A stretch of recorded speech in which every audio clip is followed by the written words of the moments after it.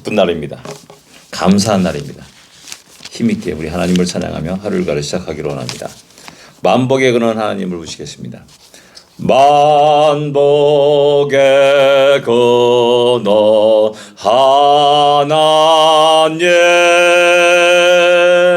온 백성 찬송 드리고 저 천사여 찬송하세 찬송 성부 성자 성령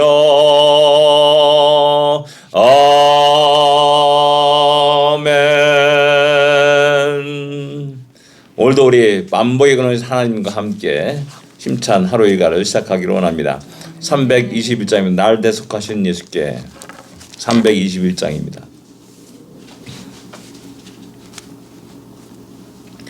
날 대속하신 예수께 내 생명 모두 드리니 늘 진실하게 하소서 내 구주 예수여 나 구주 위에 살리라 내 기쁨 한량 없으리 내 갈 길 인도하소서 내 구주 예수여 날 구원하신 예수를 일평생 의지하오리 날 영접하여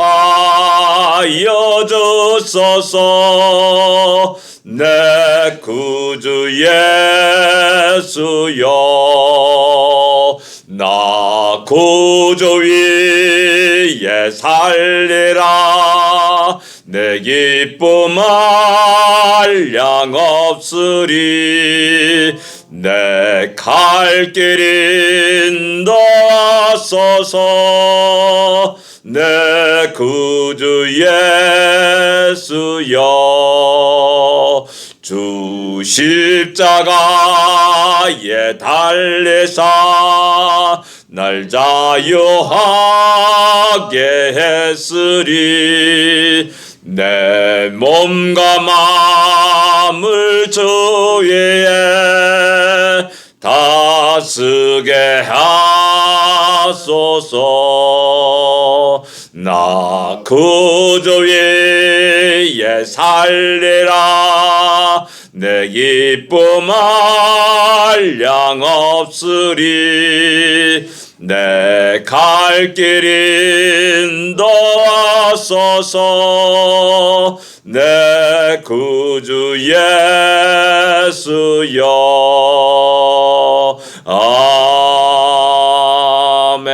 아멘. 2절에 보면 날 구원하신 예수를 일평생 의지하니 날 영접하여 주소라고 시인은 노래합니다. 이거 하나만을 우리가 생각하면은 우리의 모든 어려움들, 힘든 일들을 능히 이겨나갈 수 있으리라 봅니다. 주님이 어떻게 우리를 사랑하시는지, 어떤 은혜를 베푸신지를 기억하며 또 오늘 하루를 시작할 수 있기를 원합니다. 우리 신앙 고백 드리겠습니다. 전능하사 천지를 만드신 하나님 아버지를 내가 믿사오며 그 외아들 우주 예수 그리스도를 믿사오니 이는 성령으로 잉태하사 동정녀 마리아에게 나시고 본디오 빌라도에게 고난을 받으사 십자가에 못 박혀 죽으시고 장사한 지 사흘 만에 죽은 자 가운데서 다시 살아나시며 하늘에 올사 전능하신 하나님 우편에 앉아 계시다가 저리로서 산 자와 죽은 자를 심판하러 오시리라. 성령을 믿사오며 거룩한 공예와 성도가 설교타는 것과 죄를 사하여 주시는 것과 몸이 다시 사는 것과 영원히 사는 것을 믿사옵나이다. 아멘. 마태복음 3장입니다. 1절부터 6절까지 같이 읽겠습니다.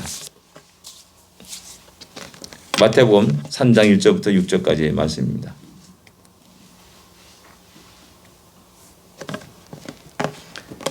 같이 읽겠습니다. 그때 세례 요한이 이르러 유대 광야에서 전파하여 말하되 회개하라 천국이 가까웠느니라 하였으니 그는 선지자 이사야를 통하여 말씀하신 자라. 일러스되 광야에 외치는 사의 소리가 있어 이르되 너희는 주의 길을 준비하라 그가 오실 길을 곧게 하라 하였느니라. 이 요한은 낙타털 옷을 입고 허리에 가죽띠를 띠고 음식은 메뚜기와 석청이었더라. 이때 예루살렘과 온 유대와 요단강 사방에서 다 그에게 나와 자기들의 죄를 자복하고 요단강에서 그에게 세례를 받더니 아멘. 예, 2장은 건너뛰겠습니다. 예, 세례 요한이 등장합니다. 사복음서에 세례 요한이 다 등장하고 있음을 알 수가 있습니다. 그만큼 그 당시에 너무나 중요한 인물이었고 또한 많은 사람들이 사도 바울이 가는 곳에 또 세례 요한의 세례를 받은 자들이 있었음을 사도행전은 우리에게 증거하고 있습니다. 그만큼 그 당시 세례 요한의 영향력은 막대였다는 사실을 우리가 알 수가 있습니다. 그 세례 요한이 등장하면서 유대 광야에서 전파하여 말했다라고 이렇게 말하고 있습니다. 유대 광야입니다. 예루살렘이 아니었습니다.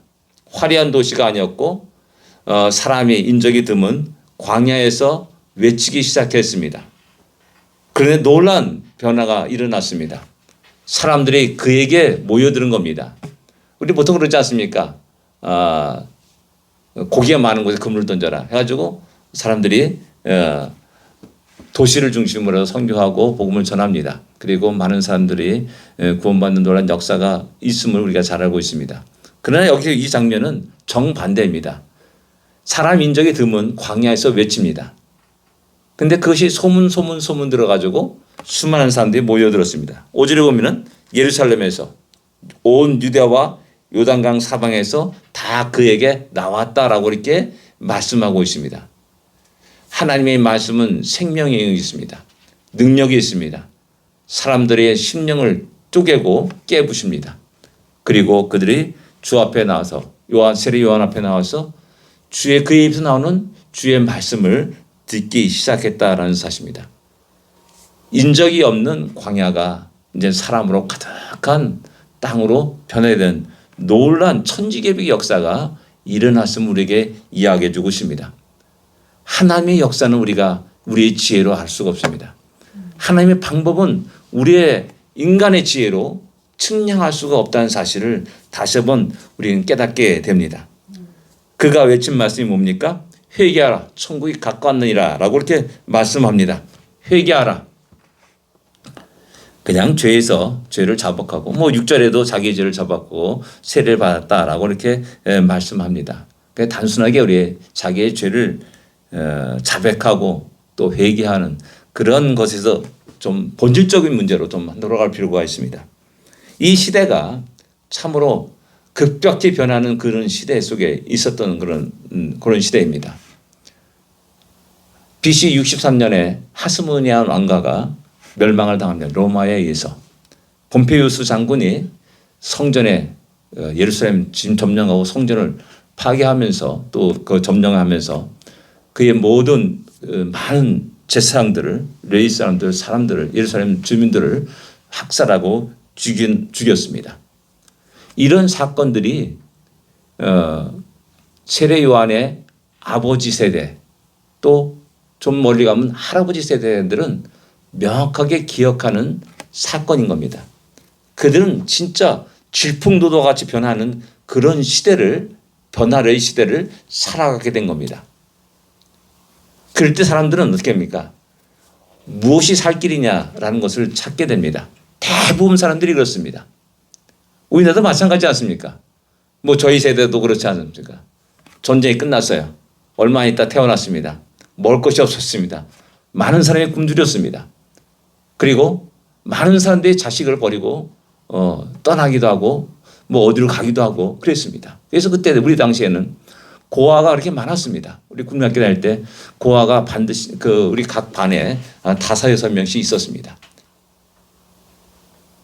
먹을 것이 없어 거의 이제 죽을 먹었습니다. 저도 이제 박죽을 먹었던 기억이 납니다. 호박을 먹었던 기억이 납니다. 그래서 뭐 국내학교 한 30분 정도 걸어가야 되는데 걸어가는데 힘이 없어지고 가다가 쉬고 가다가 쉬고 뭐 그랬던 적이 있어요. 왜 그럴까 그랬는데 지금 와서 생각해보니까 먹은 게 없는 겁니다. 죽을 먹은 거, 호박을 먹은 거, 호박을. 그냥 우리 호박에 그냥 그 옛날에 그 당원이라 그러죠. 그렇게 쭉쭉 뿌려가지고 이렇게 그것을 먹고 그랬습니다. 박을 먹은 기억도 있습니다. 그리고 또 뭐 독재, 유신 정권, 뭐 군사 또 뭐 그런 격변하는 그런 시대를 살아왔습니다. 대한민국도 질풍노도 같은 그런 부동산 투기, 뭐 하루아침에 벼락부자가 됩니다. 뭐 기적의 역사가 일어난 거죠. 그걸 또한 많은 사람들이 하나님 나를 이렇게 축복해 줬다고 간증하고 다니기도 했습니다. 하루아침에 또한 떼부자가 돼가지고 주식 투자로 떼부자가 돼가지고 벼락부자가 된 사람이 수없이 많았습니다. 부동산 투기 또한 주식 투자를 안 한 사람들은 바보같이 멍청한 사람이라고 여기던 그 시대였음을 알 수가 있습니다. 다 모두가 다 그 어려운 시대, 격반한 시대에 먹고 살기에 바빴다는 사실입니다. 그럴 속에 사람들은 하나님을 떠납니다. 주의 말씀을 떠납니다. 하나님이 원하시는 나의 삶, 하나님 원하시는 거룩한 백성의 삶을 포기합니다. 똑같이 이 세상과 함께 먹고 마시면서 어떤 치열한 투쟁을 하면서 살아갑니다. 오직 생존 때문에 생존을 위해서 살아갑니다. 그것이 바로 이 시대의 사람들의 모습이었습니다. 그렇기 때문에 무엇보다도 우리를 구원할 메시아를 간절히 소망한 또한 그런 시대이기도 하다는 사실을 알 수가 있습니다. 그럴 때 세례 요한이 등장하는 겁니다.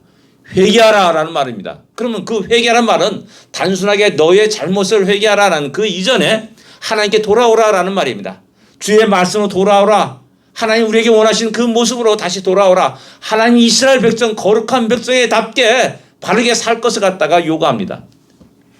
어려운 시대, 힘든 시대, 그런 시대 그 가장 중요한 것이 무엇이냐? 더욱더 주님을 의지하고 하나님을 의지하고 살아가는 것이라는 사실을 외치기 시작한 겁니다. 세상의 방법대로 세상의 뜻에 따라서 교활하게 지혜롭게 살아가는 그런 삶이 아니라 진짜 하나님이 원하시는 방법대로 살아간다라는 것을 외치기 시작한 겁니다. 그래서 말합니다. 오직 믿음으로 의인은 믿음으로 말미암아 살리라라는 그 말씀을 외칠 수밖에 없는 겁니다. 그것이 바로 회개하라는 의미입니다. 하나님께 왔을 때 주의 말씀을 펼쳐서 하나님 말씀 앞에 섰을 때 비로소 내가 무슨 죄인지를 알게 되는 거 아닙니까? 내가 너무나 많은 다른 길을 갔구나. 거리가 너무나 멀었구나 라는 사실을 깨닫게 되고 돌아올 길을 찾게 되는 것이죠. 그래서 회개하라라는 말씀을 외치기 시작한 겁니다. 천국이 가까우니라 라고 또 외칩니다. 바로 눈앞에 다가온 하늘나라를 갖다 외치기 시작합니다. 사람의 눈은 현상들을 바라보면서 좌절하고 절망합니다. 강대한 로마가 지배 아래에서 두려워 떱니다. 소망이 사라지게 됩니다. 가장 어려운 그 시대 속에서 하늘나라를 외치는 겁니다. 너희들 볼 때는 로마가 세계를 지배하고 약탈하고 착취하고 또 협박하고 또 칼로 죽음을 위협하고 우리 생명을 위협하는 그런 모습에 둘둘둘 떠느냐? 아니다. 그런 속에 캄캄한 암흑 속에서 천국을 바라봐라 라고 말씀하는 겁니다. 천국이 진짜 우리의 삶 속에 내 손 안에 가까이 다가왔다는 사실을 갖다가 외치기 시작합니다. 그런 사람은 살아갈 수 있습니다. 그런 사람은 가장 극한 어려움 속에서도 절망 속에서도 하나님이 주신 소망을 보게 되고 알게 되고 또 발견하게 됩니다. 그리고 다시 믿음으로 살아갈 수 있다는 사실을 우리에게 이야기해 주고 있습니다. 그리고 그의 모든 것들은 세례 요한의 그 모든 일들은 결국 이사야 선지자의 예언에 되었다는 사실을 말씀하고 있습니다. 그러니까 그의 모든 사역, 삶의 모든 모습들이 벌써 이미 500년 전에 주님이 오시기 이전은 500년, 550년 그 이전에 벌써 이사야 선지자를 통해서 예언된 말씀이 이루어지고 있다는 사실을 우리에게 이야기해 주고 있습니다. 그러니까 그의 하나하나의 모든 삶은 너무나 중요한 의미를 갖고 있는 겁니다. 마찬가지로 우리의 삶 모두가 그냥 우연하게 어떻게 재수 좋아서 그런 것이 아니라 하나님이 오묘하신 놀라운 계획과 은혜 속에서 되었다는 사실을 우리는 기억해야 됩니다. 그냥 우연한 일이 아닙니다. 하나님이 태초부터 작정하시고 예정하신 그 놀라운 일들이 바로 오늘 우리 이 시대에 우리를 통해서 이루어지고 있다는 사실입니다. 어둠 속에서 살아간 자들에게, 세상에 치열하게 살아간 모든 자들에게 주의 말씀을 외치는, 또 천국을 이야기하는, 또 다시 주 앞에 돌아오게 하는 그런 외침을 우리는 해야 될 것입니다. 그 다음에 이어서 11절에 보면은 내 뒤에 오시는 이에 대해서 말씀하고 있음을 알 수가 있습니다. 세례 요한의 가장 중요한 역할은 주님을 증거하는 것입니다. 내 뒤에 오시니 그분을 이야기하는 겁니다. 그리고 이어서 세례받는 사건이 13절부터 17절까지 기록되고 있습니다. 여긴 단순하게 예수님이 세례받으셨다라는 사건을 얘기하지만은 요한복음은 그 세례의 의미가 무엇인지를 분명하게 이야기해 주고 있습니다. 우리 주님, 내 뒤에 오시는 그 주님이 증거하기, 드러내기 위해서 세례를 풀었다. 왜? 세례를 풀 때 성령이 임하였음을 우리가 알 수가 있고, 또 하늘의 음성이 이는 내 사랑하는 아들이다라는 그 음성이 모든 자들에게 들렸다는 사실을 정확하게 증거합니다. 우리는 메시아가 누군지 몰랐습니다. 많은 군중 속에 어떤 사람이 메시아인지 몰랐습니다. 그때 세례요한이 한 사람 한 사람 세례를 줍니다. 그때 놀랍게 성령이 임하는, 비둘기까지 성령이 임하는 것을 보게 됩니다.